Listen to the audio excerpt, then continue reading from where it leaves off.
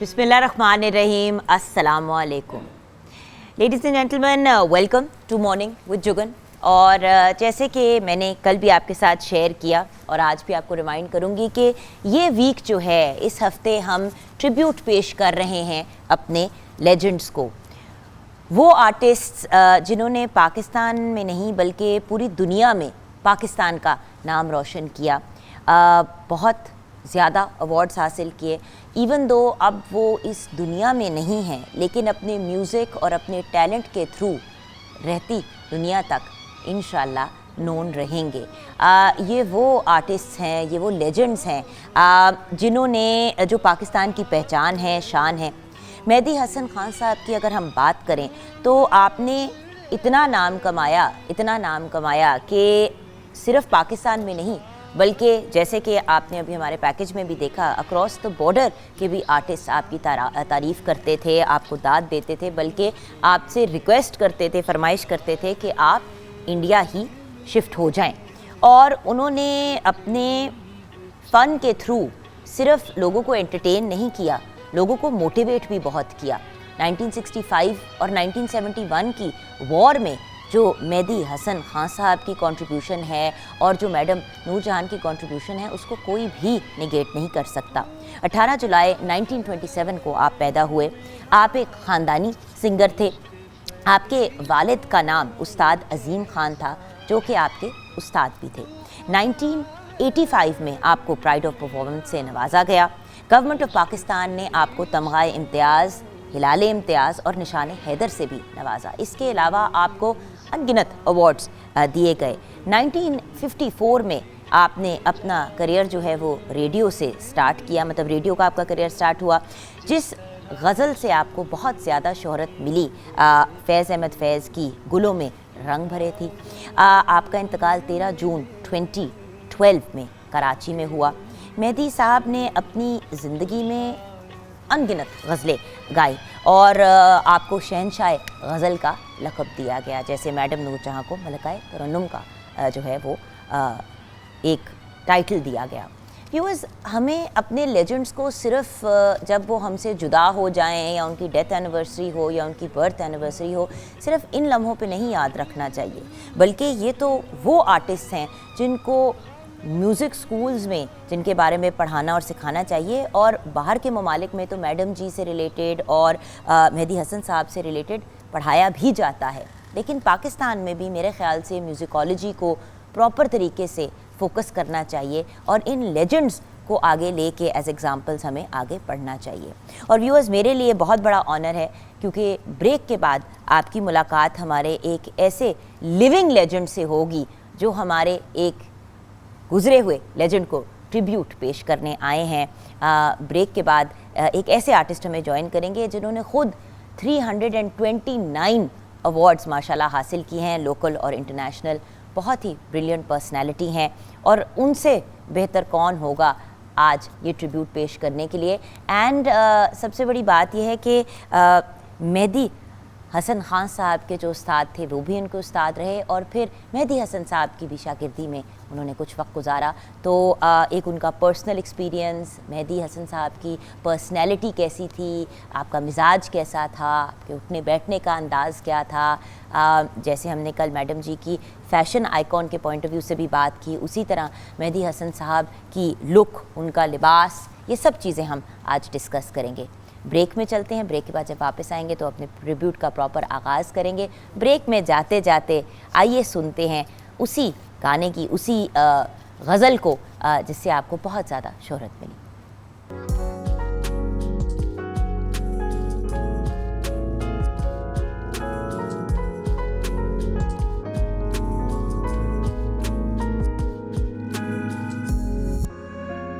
क्या बात है, एब्सोल्युटली ब्यूटीफुल। आइए आइए आइए सर, बहुत बहुत बड़ा ऑनर है आज आपके रूबरू होना। बहुत शुक्रिया। व्यूअर्स, कौन नहीं जानता उस्ताद गुलाम अब्बास को। व्हाट ए ब्रिलियंट पर्सनैलिटी, माशाल्लाह माशाल्लाह। बहुत शुक्रिया, बहुत शुक्रिया। 329 अवार्ड्स जिनका हमें 100% पता है, न जाने और कितने अवार्ड्स मिल चुके हैं। और उसके अलावा 9 साल की उम्र पे आपने अपने करियर का आगाज़ किया। निगार अवार्ड, तमगा इम्तियाज़, प्राइड ऑफ परफॉर्मेंस, माशाल्लाह, एंड मैनी मैनी अवार्ड्स। तमाम म्यूज़िकारों, हीरोज़ के साथ आप काम कर चुके हैं सर। फिल्मों का करियर आपने 1971 में आपने करियर का आगाज़ किया। म्यूज़िक कॉन्फ्रेंस परफॉर्मेंस का आपका आई थिंक आगाज़ था, जो फर्स्ट आपकी परफॉर्मेंस थी। एंड ना जाने क्या क्या बातें आपकी क्रेडिट को जाती हैं। और सर सबसे बड़ी बात तो ये है कि एक लेजेंड को ऑनर देने के लिए एक लेजेंड आज हमारे साथ है। मैं समझता हूँ मेरी खुशनसीबी है कि मैं मेहदी हसन साहब के मुतालिक बात करने के लिए आया हूँ। ये बड़ी ऑनर है मेरे लिए। मैं आज लिविंग लेजेंड अगर कहलवाता हूँ तो उन्हीं की वजह से कहलवाता हूँ। उनके उस्ताद से मैंने सीखा, उस्ताद इस्माइल खान साहब से। और मेरी खुशनसीबी ये भी कि मैंने फिल्म इंडस्ट्री में उनके साथ 25 साल तक परफॉर्म किया। बट आप लोगों का तो इतना ज़्यादा एज डिफरेंस था। मैं जब इंडस्ट्री में आया था तो मेरी उम्र कुछ 17.5 साल की थी जब आपने काम करना जी, शुरू काम किया। करना शुरू लेकिन किया। आपने 9 साल की उम्र पे तो शुरू कर दिया ये था। 9 साल की उम्र में बच्चा था जाहिर है, तो मेरी आवाज़ मर्दाना तो नहीं थी। ठीक है तो मैंने एक म्यूज़िक कॉन्फ्रेंस जो फैसलाबाद में होती थी नुसरत फ़तेह अली खान के वालिद की जी जी। और उनके चचा की, ताया की, वहाँ सारे आर्टिस्ट हम लोग जाते थे, परफॉर्म करते थे। उनमें मैं भी 9 साल की उम्र में गया माशाल्लाह। और आगाज़ किया। आप फिल्म यंगेस्ट थे? जी, आप सबसे छोटे होंगे वहाँ पे एज में प्रोबेबली उस दिन। सबसे छोटा। जी, और पाकिस्तान सबसे छोटा हिस्ट्री लेकिन में सबसे बड़ा। सब नहीं, सबसे छोटा ही। मैं तो अपने जूनियर से भी अपने आप को छोटा समझता हूँ। क्या बात कर सच्ची रहे बात हैं, तो ये ये तो है। आपकी आजिज़ी है। और इंडस्ट्री में 17 साल की उम्र में आया। हाँ, मुझे याद आया फिल्म एक बनी थी उड़ीका, पंजाबी फिल्म थी, रहमान वर्मा म्यूज़िक डायरेक्टर थे उसके, और डायरेक्टर का मुझे नाम याद नहीं। ताज मलिक साहब ने वो गाना रिकॉर्ड किया था शाहनूर में। मैं फैसलाबाद की कॉन्फ्रेंस 9 साल की उम्र में गा के तो एक फिल्म का गाना गाने के लिए आया था जो बच्चे पे पिक्चराइज हुआ था। ठीक है, उस वक्त भी मेरी उम्र 9 साल की ही थी। तो करियर तो फिर 9 साल की उम्र पे शुरू नहीं, हुआ ना? लेकिन मैं समझता हूँ कि ये खबर के लिए, ये हिस्ट्री के लिए, मेरी लाइफ हिस्ट्री जो है उसमें ये कारगर है एक बात कि मैं 9 साल की उम्र में फिल्म का माइक देख चुका हूँ। लेकिन बाकायदा तौर पे 1971 में मैंने, बल्कि अर्ली 71 में मैंने शुरू कर लिया था। ठीक है। निसार बज़मी साहब ने मुझे इंट्रोड्यूस करवाया। मेहदी हसन साहब के साथ मेरी चूँकि 25 साल जो रफ़ाकत है वो ये है कि एक तो उनसे मैं सीखने के लिए गया, उन्होंने मसरूफियत अपनी देखते हुए अपने उस्ताद का शागिर्द मुझे करा दिया, उस्ताद इस्माइल खान साहब का। यूँ मेरी पहली मुलाकात मेहदी हसन साहब से रेडियो पाकिस्तान में हुई। सही। तो फिल्म इंडस्ट्री में तकरीबन को 25 साल गुजरे मेरे उनके साथ। How amazing. और आपका उनके साथ ताल्लुक कैसा था सर? मेरे साथ ताल्लुक उनका ऐसा था कि मैं अपने क्योंकि उस्ताद, अब आपका अपने शागिर्दों के साथ एक ताल्लुक है ना, क्योंकि अब आप उस्ताद हैं। मेरा भी वैसा शागिर्दों के साथ ताल्लुक नहीं है, वैसा बिहेवियर नहीं है जैसा उनका मेरे साथ था। अच्छा। मैं कोशिश करता हूँ कि ऐसा हो जाए लोगों के साथ। न जाने वो शागिर्द मेरे करीब नहीं आना चाहते या मैं कुछ उनके करीब नहीं जा पा रहा, मुझे समझ से बाहर है ये बात। बहरहाल कोशिश कर रहा हूँ। खान साहब का और मेरा उस्तादी शागिर्दी वाला मामला कम और दोस्ताना ज़्यादा था। अच्छा वो मुझे खान साहब कह के बुलाते थे, हालांकि मैं कुछ भी नहीं हूँ। अच्छा, लेकिन हमने तो सुना है कि मेहदी हसन साहब पर्सनैलिटी में ज़रा स्ट्रिक्ट थे, बहुत ज़्यादा, मतलब बहुत ज़्यादा रोबदार बहुत पर्सनैलिटी कि वो रोबदार एंटर होते थे थे। तो सारे सीधे हो जाते थे। मैं आपको क्या बताऊं कि सांस खुश्क हो जाते थे लोगों के जब मेहदी हसन साहब आते। आपकी दोस्ती फिर कैसे हो गई सर? मेरी इसलिए थी कि मैं उनको उस्ताद का शागिर्द था, उन्होंने मुझे खुद करवाया था अच्छा ठीक। और मैंने उनसे सीखा ज़्यादा। मेहदी हसन साहब से तो मैंने जो कुछ सीखा वो अलहदा है। 86 में मैं उनका शागिर्द इसलिए हुआ कि लोग ये ना समझें कि ये एक उस्ताद के शागिर्द हों तो शायद एक बराबर ही हैं, ये दोनों हम असर हैं। अच्छा। ये फ़र्क मिटाने के लिए मैंने ये गंडाबंदी की एक रस्म होती है उस्ताद के लिए, शागिर्द के लिए गंडा बंधवाते हैं तो फिर वो एक रिश्ते में मुंसलिक हो जाता है, बराबरी नहीं रहती। तो ये बराबरी मिटाने के लिए लोगों के जहन में, और अपने तौर पे तो मैं पहले ही मिटा के उनका शागिर्द होने के लिए गया था। अच्छा। तो मुझे उन्होंने शागिर्द करवाया तो मैं शागिर्द हो गया उनका। तो सर गुफ्तगू का सिलसिला जारी रहेगा, ब्रेकें आपको पता है लेनी पड़ती है, लेकिन एक बात, एक बड़ा इंटरेस्टिंग फैक्ट कि बहुत से लोग जो है वो इजाज़त लेना ज़रूरी नहीं समझते हमारी इंडस्ट्री में आजकल, लेकिन उस्ताद ग़ुलाम अब्बास ने इजाज़त ली मेहदी हसन ख़ान से कि उनके सारी जो उनकी गज़लें हैं वो आप रिकॉर्ड कर लें पाकिस्तान टेलीविज़न नेटवर्क पे, और उनकी इजाज़त से सारी उनकी जो गज़लें हैं आपने रिकॉर्ड की। मज़ीद और इस तरह की इंटरेस्टिंग डिटेल्स हम आपके साथ व्यूअर्स शेयर करते रहेंगे। अभी छोटी सी ब्रेक की तरफ चलते हैं।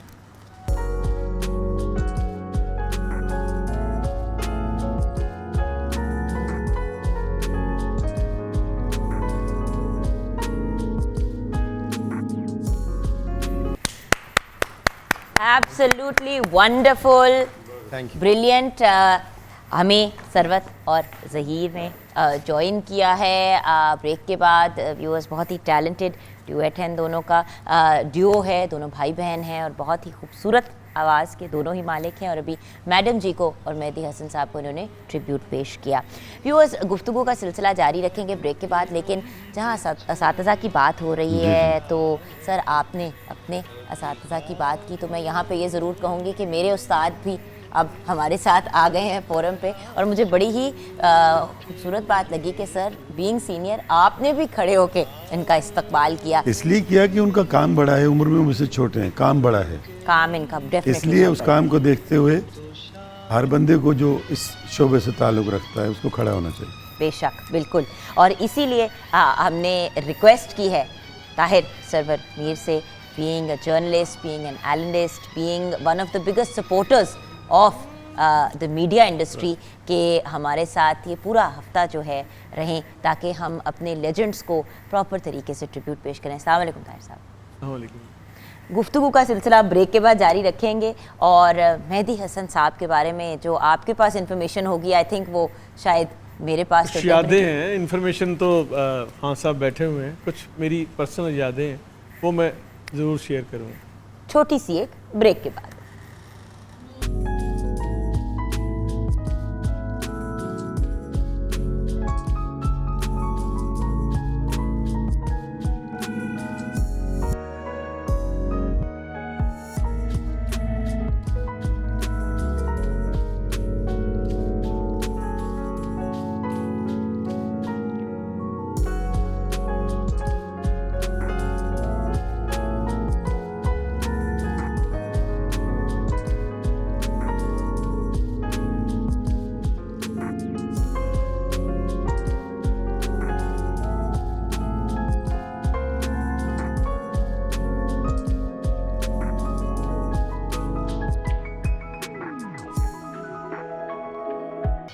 Welcome back viewers. छोटा मुंह बड़ी बात, मेहदी हसन साहब को ट्रिब्यूट पेश करने की एक कोशिश कर रहे हैं। जी ताहिर साहब। मैं मुझे बड़ी अच्छी खान साहब की एक बात याद आई है, वो मैं आपके साथ शेयर करता हूँ कि यहाँ आसिफ मेहदी हसन साहब के घर में सर्दियाँ थीं और हम गए उनसे मिलने। उस वक्त वो कराची शिफ्ट हो गए हुए थे लाहौर से खान साहब। तो आसिफ भाई का फ़ोन आया कि जी आए, अब्बा आए हैं। तो मैं तो बड़ी दूर था, खैर पहुंचा। तो मुझे मौका मिला उस रात, अब्दुल सत्तार तारी साहब थे, कुछ लोग और थे उनके पास, एम अरशद, रियाजुर्रहमान सागर, ख्वाजा परवेज़ मरहूम, वाओ, ये भी उधर थे। तो मुझे मौका मिला तो मैंने कहा खान साहब, जैसे इन दोनों ने गाया गाना, सरवत और ज़हीर ने, सरवत और ज़हीर सॉरी, तो वो ये महनाज बेगम और मेहदी साहब ने गाया। तो मैंने पूछा उनसे, खान साहब से, मैंने कहा जब आप और नूर जहां साहिबा एक माइक पर खड़े होके गाते थे तो क्या फीलिंग्स होती थी, क्या माहौल होता था। तो मेहदी हसन साहब सादा आदमी थे, बातें नहीं वो काम करते थे, बातें कम करते थे। तो उन्होंने कहा बड़ा मज़ा आता था। मैंने कहा खान साहब इसको एक्सप्लेन करें खुदा के लिए, ये तो बहुत बड़ी बात है। क्योंकि आप दोनों के बिल्कुल अपने किस्म के मिजाज थे, दोनों पर्सनालिटीज के, और फिर एक स्टेज पे खान साहब ने आगे क्या कहा, आगे जो बात वो सुनने, पंच सुने इसका। कहते हैं जब नूर जहां और मैं एक माइक पे गाते थे और नूर जहां बहुत दफ़ा ऐसा हुआ कि गाना रोक के मेरे सीने पे मुक्के मारती थी प्यार से कि, और मेहदी साहब का फिक्रा कामों में आपको पेश कर रहा हूँ। उन्होंने कहा कि वो कहती थी नूरजहां, वे मेहदिया कित्थों सुर लाना। माशाल्लाह, क्या बात। मतलब ये एक इतनी बड़ी औरत जो नूरजहां साहबा की कल हमने बात की, बहुत बड़ी बात। कितनी बड़ी वो सुर के मामले में और गाने के मामले में, और वो तड़प जाती थी, उनकी रूह में उतर जाता था गाना जब मेहदी हसन साहब जो है वो सुर लगाते थे। तो फिर उन्होंने बहुत सारी बातें नूरजहां साहिबा के हवाले से उस रात शेयर की, और मुझे वो भी खान साहब वो अल हमरा का प्रोग्राम याद था जिसमें मलका तरन्नुम नूरजहां ने कहा था मेहदी हसन साहब के हवाले से कि हम गाने बजाने वालों में, यानी जो ये फैमिलीज़ हैं उनमें ये मिथ है कि कोई पुश्त दर पुश्त मोती और हीरे दान करे, पुश्त दर पुश्त, जनरेशन टू जनरेशन, सही, तो फिर कहीं मेहदी हसन जैसा आकार और सुरीला आर्टिस्ट पैदा होता है। ये मलका तरन्नुम नूरजहां ने कहा। बिल्कुल सही, बिल्कुल सही कहा।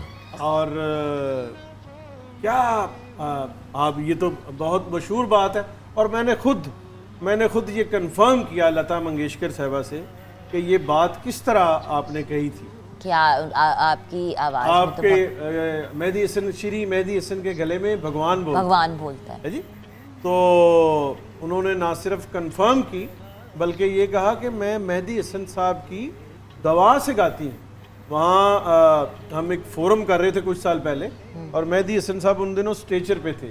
तो मेहदी हसन साहब थे, हुसैन बख्श गुल्लू साहब थे, परवेज मेहदी साहब, खान साहब उस वक्त जिंदा थे। जी। आप कहीं बाहर थे इसलिए उस महफिल में नहीं थे, और बहुत सारे और लोग थे, मजीद भट्ट मरहूम थे। अच्छा है। तो लता मंगेशकर और मेहदी हसन बात कर रहे थे, तो उन्होंने ये कहा, ये सब लोग वहाँ बैठे हुए थे, कहते कि मैं तो मेहदी हसन साहब की दवा से गाती हूँ और ये मेरे उस्ताद हैं। और जुगन ये देखिए कि इतने बड़े लोग, लेकिन ये भी हम आपके लिए, मेरे लिए ये एक सहक रहा कि मेहदी हसन साहब और लता जी कभी ज़िंदगी में डुएट नहीं गा सके। ये जो आपने एक सुना होगा ना, ये बाद में मशीनों ने मिक्स किया हुआ है, कभी वो गा नहीं सके। मतलब इतनी हसरत जो थी उनकी गाने की, वो आप सही फरमा रहे, वो इस तरह पूरी हुई। तो वो उनकी क्या हसरत होगी। ये तो म्यूजिक लवर जो हैं वो एक बहुत अनमोल तोहफे से मशहूर रहे, बेशक। मतलब महरूम रहे। और आप कोई बात करेंगी तो मैं आपसे जो है वो शेयर। मैं एक्चुअली इसलिए इतने गौर से आपकी बात सुन रही हूँ क्योंकि लता जी का तो ये कमेंट बहुत वायरल हुआ है, और बहुत ज़्यादा लोग जो हैं वो जब भी मेहदी हसन साहब को ट्रिब्यूट पेश किया जाता है तो ये कमेंट ज़रूर लगाया जाता है। क्योंकि व्यूअर्स देखें, ख़ुद हर इंसान ऑब्वियसली मेहदी हसन साहब की तारीफ़ करता ही है, क्योंकि लेजेंड के बारे में जो लोग लेजेंड नहीं होते वो तो कहते ही हैं, लेकिन लता जी भी अक्रॉस द बॉर्डर की एक लेजेंड है। और बात ये है कि रिकग्नाइज़ करना, और उन्होंने ये किसी ऐसे टाइम पे नहीं कहा था जब वो खुद स्ट्रगल कर रही थी, खुद अपने करियर के पीक पे उन्होंने ये कमेंट दिया मेहदी हसन साहब के बारे में। जो कमेंट हमारे पास भी है, तो वो कमेंट सुनते हुए हम ब्रेक की तरफ जाएंगे। जब वापस आएंगे तो कुछ मज़ीद और हम लोग उनकी गज़ल भी सुनेंगे, बातचीत भी करेंगे। आइए देखते हैं। क्या बात है, क्या बात है, माशाल्लाह। और दिल को छू जाने वाले अल्फाज। अब तो ऐसा म्यूजिक बनता ही नहीं है सर। अब बनेगा भी नहीं, ये ऐसे तो ना कहें, इसलिए कि मतलब बात ही आपने खत्म कर दी सर। इसलिए मैं बात ही खत्म कर दिया करता ना करें ना ऐसे। इसलिए कि यहाँ पे जब असली फनकारों की तज़हीक होना शुरू हो जाए, दाद देना तो अलग बात है, बेशक, जब तज़हीक होनी शुरू हो जाए, निगलेक्ट करना शुरू कर दिया जाए और उन लोगों को लाया जाए जो काम नहीं जानते, तो फिर यही होगा। ट्यूनर जिंदाबाद, ट्यूनर जिंदाबाद तो अब है ही, लेकिन हर चीज तो अब इतने एक एक लाइन जो है वो लहदा गाई जाती है, तो वो गाना तो ना वो इतना, तो फिर मेरे जैसी बसूड़ी आवाज वाला इंसान भी गा ले। कोई भी गा सकता है, जिसे को कोई काम ना मिले वो गा सकता है। मुझे अक्सर लोग कहते हैं तुम गाना गाओ ना, तुम्हारी हैवी वॉइस है, उसको ट्यूनर लगा दो। मैंने कहा भाई गाने वाला तो वो जो सामने बैठ के गा सके। हम जब गाते थे इंडस्ट्री में, मास्टर नैसन, मास्टर अब्दुल्ला, ख्वाजा खुर्शीद अनवर, ए हमीद, बज़मी साहब, एम अशरफ साहब, कमाल अहमद, मास्टर नायत हुसैन, ख्वाजा खुर्शीद अनवर, ये वो नाम, बख्शी वज़ीर, वज़ीर अफजल, बेशक, जिनका भी अभी जो सुनाया वज़ीर अफजल साहब की कंपोजिशन, बज़मी साहब। खौफ आता था इन लोगों से, इनका गाना याद करते हुए खौफ आता था कि एक सुर जो है, लफ्ज़ जो है कहीं इधर उधर ना हो जाए।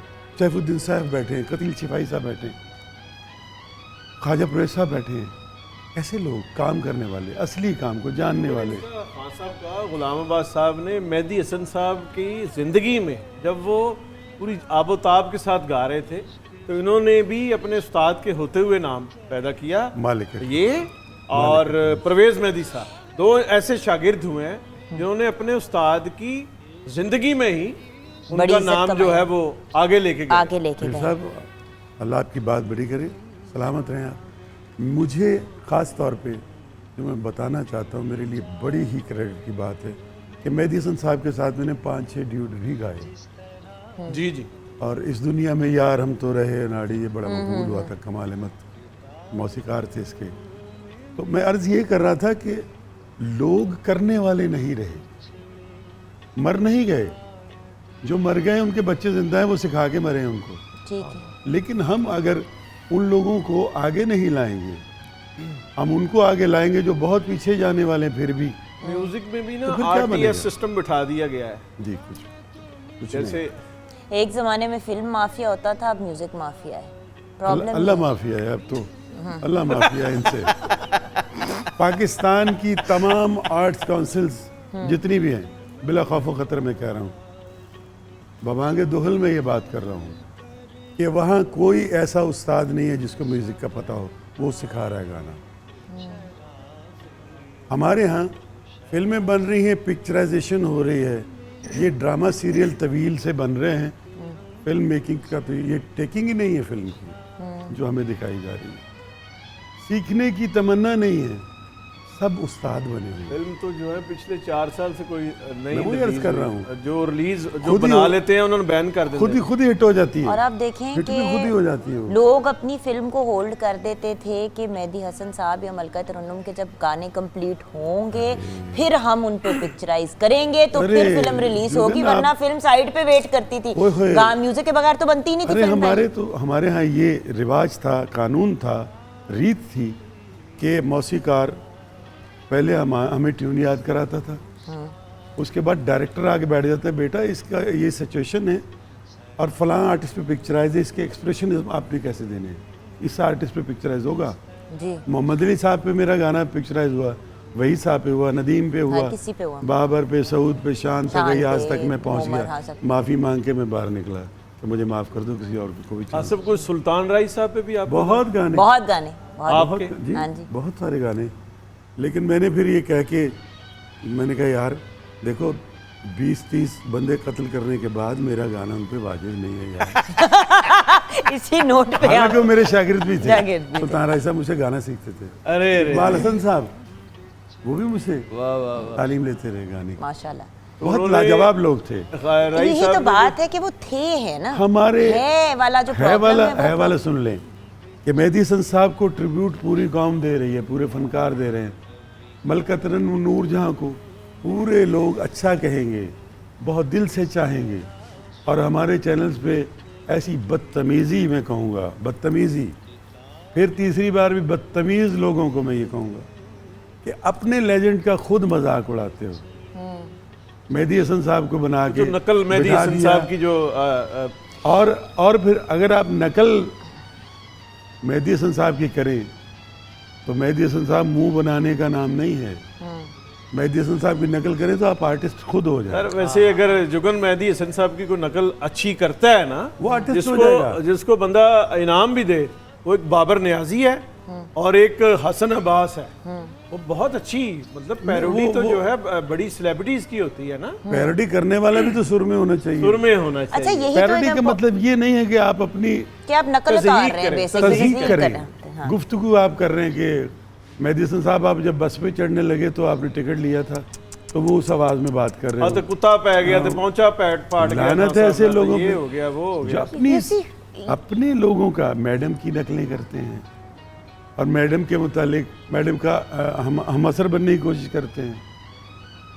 तो ये भी एक बड़ा इंपॉर्टेंट तो फैक्टर है ज़लालत है, व्यूअर्स कि और जब क्या हम है? बात करते हैं ट्रिब्यूट पेश करने की तो वहाँ पे ये बात भी याद रखनी है। यही बात जो मैं पहले कह रही थी कि डेथ एनिवर्सरी, या बर्थडे पे या ये 2-4 ऐसे मौके होते हैं जिन पे हम लोग अपने लेजेंड्स को याद करके हर चैनल जो है उनकी बात करता है और फिर बाकी साल जो है इस किस्म की चीज़ें हो रही होती हैं बुरी स्क्रीन्स बात पे है, जिनकी सर ने बुरी बात की है। बात तो थोड़ा सा इन चीज़ों को भी अवॉइड करना चाहिए और जैसे कि कहा कि अगर पैरिटी करनी भी है तो सुर दाल इन चीज़ों को बैलेंस में लेके चले बिला और इस किस्म की बातें कहना कि बस पे चढ़ना कुत्ता I mean I am sorry, these are very very insulting things और ये नहीं करनी चाहिए। बिल्कुल। और सर यहाँ से हम ब्रेक की तरफ जाएंगे, वापस आएंगे तो अपने गुफ्तगू के सिलसिले को जारी रखेंगे।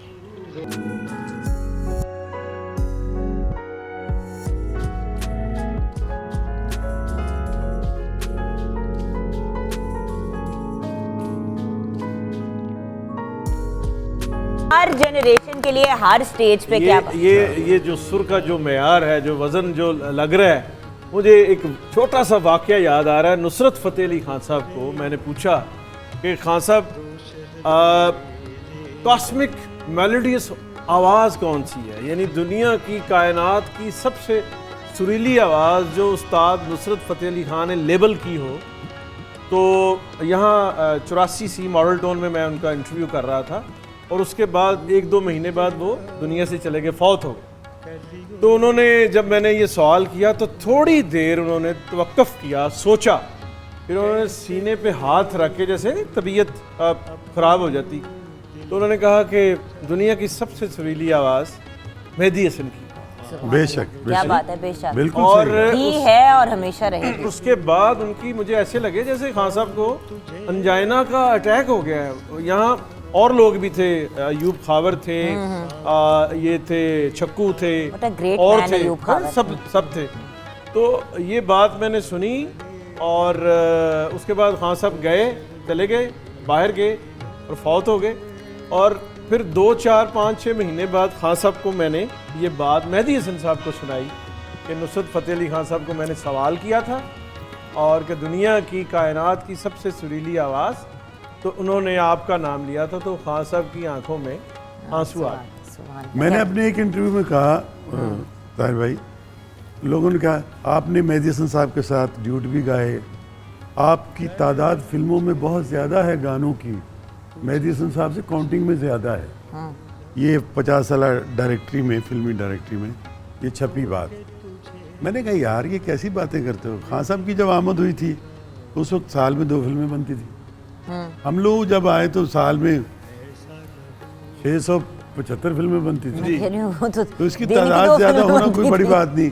सिर्फ इतना कहूँगा इसके जवाब में कि मेरी पूरी ज़िंदगी की गायकी एक तरफ रख दे और मेहदी हसन साहब की एक लाइन गाई हुई एक तरफ, क्या बात तो है, फिर भी उसके बराबर नहीं हो सकती। क्या बात है, क्या बहुत बड़ी बात है ये, खुद भी बहुत बड़े। देखिए वही तो बात है ना, इसीलिए तो वो कहते हैं मुझे ना किसी ने ये कहा आपने तमगा इम्तियाज़ लिया, आपने प्राइड परफॉर्मेंस लिया, मेहदी हसन साहब ने भी यही लिया था। मैंने कहा तुम जो कुछ कहना चाहते हो ठहर जाओ, मैं कहता हूँ कि मैं जो मर्जी हो जाऊँ, घर से मैं भी मेहदी हसन बनने चला था। जब मैं ही नहीं बन सका तो और किसी की क्या जरूरत है। क्या बात है, क्या बात है। इसी नोट पे ज़हीर बेटा, आपने ट्रिब्यूट तो तैयार किया है, प्रेजेंट करते हैं। ज़हीर बहुत अच्छा गा रहा है जी, माशाल्लाह। माशाल्लाह, हम दोनों हमारे बच्चे बहुत ही टैलेंटेड है, माशाल्लाह माशाल्लाह।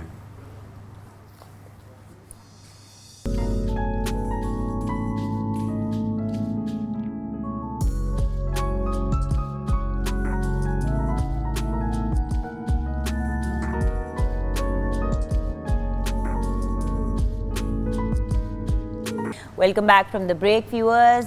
गुफ्तगू को कंक्लूड करने की तरफ जब जाना होता है तो वैसे ही कुछ मतलब इतनी बातें थी और बातें तो कुछ हुई ही नहीं। कुछ बात को कंक्लूड करते हुए क्या कहेंगे सर? बस बड़े लोगों की बातें हैं, कितनी करेंगे? बड़े लोगों की बातें बड़े लोग ही तो करते हैं सर, जैसे आप कर रहे हैं। जितनी भी करेंगे कम ही होगी, कम ही लगेंगी। बात तो सर। खान साहब ये जो गज़लें खान साहब ने गाई, मेहदी साहब ने और मलका तरन्नुम नूर जहां ने, हाँ लाजवाब। कुछ जो नए आर्टिस्ट हैं, जैसे सरवत मेरी बड़ी नए लोगों में फेवरेट है, तो इन्होंने रीमिक्स भी किए हैं बहुत अच्छी बात है। कोई अच्छा, इसकी तरफ मैं जाने से पहले सर आपकी राय जरूर लेना चाहूंगी एज अ सीनियर। जब बच्चे इस तरह रीमिक्सेस या हमारे सीनियर्स के म्यूजिक को पुट फॉरवर्ड करते हैं, उसको सही तरीका क्या है प्रेजेंट करने का, ये एक बड़ा इंपॉर्टेंट सवाल। क्योंकि मुझे उस दिन कोई एक बच्चा कह रहा था कि मैं ना, वो आतिफ असलम की बात कि मैंने ना आतिफ असलम का जो सॉन्ग है ना वो बनाना है और इस तरह करना है। मैंने कहा क्या इजाजत लेके करना और ये सीक्वेंस, मतलब प्रॉपर तरीका क्या है सर म्यूजिक की दुनिया में? बहुत सारे लोगों ने पहले मैं मिसाल देना चाहूँगा कि बहुत सारे लोगों ने बहुत बड़े बड़े आर्टिस्टों की पूरी एल्बम की। बिल्कुल। तो फिर उन आर्टिस्टों ने आगे ये कहा क्या हमसे गलतियां रह गई थी, दोबारा आपने ठीक करने की कोशिश की। क्या बात है। पहले तो ये नहीं होना चाहिए। पर सर आपने इजाजत लेके भी तो किया था। नहीं वो ठीक है, वो मेहदी हसन साहब की इजाजत, बल्कि वो यहाँ नहीं थे तो प्रोग्राम पीटीवी का रुक गया था। अच्छा, उनके शाहकार जितने नगमे थे उनके फोन से कि गुलाम अब्बास सही गवा लो सारे मेरे गाने, ठीक है। तो उसका क्या असर हुआ? गाने उन्हीं के ही रहे हैं। बेशक। मेरे गाने से मैं अच्छा गाता या बुरा गाता, उनसे अच्छा तो नहीं गा सकता था। बेशक। लेकिन नाम उन्हीं के ही लगे हैं। सही। अगर कोई गाए तो फिर वैसा तो ना गा सकेगा, लेकिन उनके करीब तो गा दे। एक तरह से ये ट्रिब्यूट भी होता है ना? ये मैं वही कह रहा हूँ। बट करीब तो गा दे, अपनी तरह ना प्रेजेंट करे, उसको ट्रिब्यूट की तरह इजाजत की। इजाजत यही है कि उसको अच्छा गा दे। क्या बात। और अच्छा गाने के लिए सीखा हुआ बंदा गाए तो ज्यादा अच्छा गाए। और फिर ये खान साहब, ये दो लोग जो है मेहदी हसन साहब और मलका तरन्नुम नूरजहां साहब, बस सारी दुनिया ने इनको रीमिक्स किया है। मैं और कहता हूँ मेरा नहीं ख्याल कि वो जब सुनते होंगे ये तो सही ये बताएंगे, वो खुशी होते होंगे कि भाई हाँ भी करें। डेफिनेट मैडम नूरजहां के साथ गाना सुन के वो खुश होते होंगे। मैडम नूरजहां के साथ बैठ के मैंने उनके गाने सुने, दूसरों ने गाए, और वो सामने बिठा के अपनी गजलियाँ सुन रही हैं। गुलबहार बानो उसमें थी, जिक्र करना चाहूँगा जो सच्ची बात है। वो सुन के बड़ा खुश हुई, कहती बेटा तू बड़ा सुर में गाती है। वो गाना छोड़ गई। और बहुत से लोग हैं, तो ऐसा गाना गाना चाहिए जिससे वो बंदा खुश हो जिसने गाया हुआ हो। अब आप दोनों पे बड़ा प्रेशर है तो इजाजत लें अपने उस्ताद से। अरे नहीं, और आगे बढ़िए। वो तो माशाल्लाह बहुत अच्छा गाते हैं, दोनों बच्चे बड़ा अच्छा गाते हैं, और इनके बाप बहुत अच्छा गाते थे, सज्जाद। बिल्कुल बिल्कुल। बहुत खूबसूरत बड़े सुरीले आर्टिस्ट गुलाम अली साहब के औलाद शागिर्द थे इनके अब्बा, और बहुत अच्छा गाते। हाँ बहुत Over to you guys, बेटा, आज।